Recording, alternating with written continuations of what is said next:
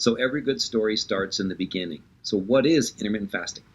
Intermittent fasting is an eating pattern, I will call it, instead of a diet, that cycles between periods of fasting and periods of eating. You have what are called fasting windows, and you have eating windows. The goal is to take regular breaks from calories. That is it. That's what intermittent fasting is. These breaks can last from anywhere between 12 and 36 hours. Most would argue that you get most of your fasting benefits if you try to get to at least a 16-hour fasting window, but a 12-hour window is a phenomenal place to start, and then you can work your way towards that. Fasts that exceed 36 hours aren't known as intermittent fast. Those are known as what are called extended fast.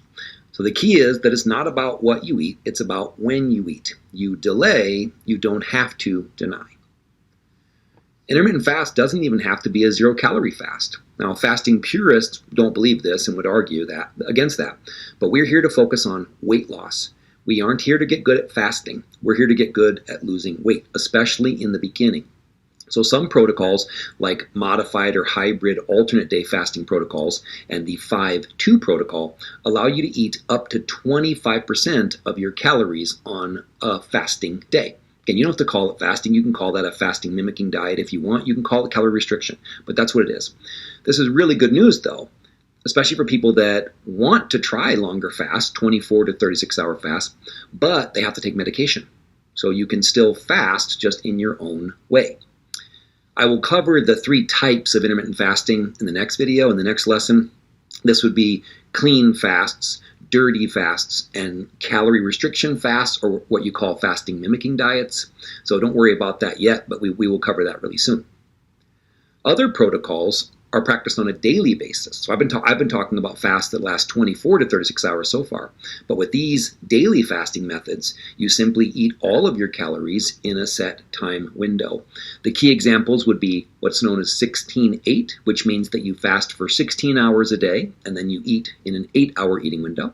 Then you have 24 fasting, also known as the warrior diet, where you fast for 20 hours a day and have a 4-hour eating window. And then you have OMAD, which stands for 1 meal a day, where basically you would eat a meal, or you'd fast for 22 or 23 hours and then have a 1 or 2 hour eating window. So lots of different ways to fast.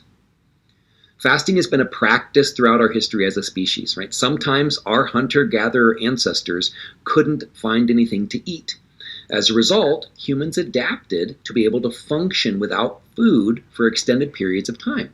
This is why we have fat in the first place. In that picture, that's a 5-pound blob of fat. That's why we have fat in the first place.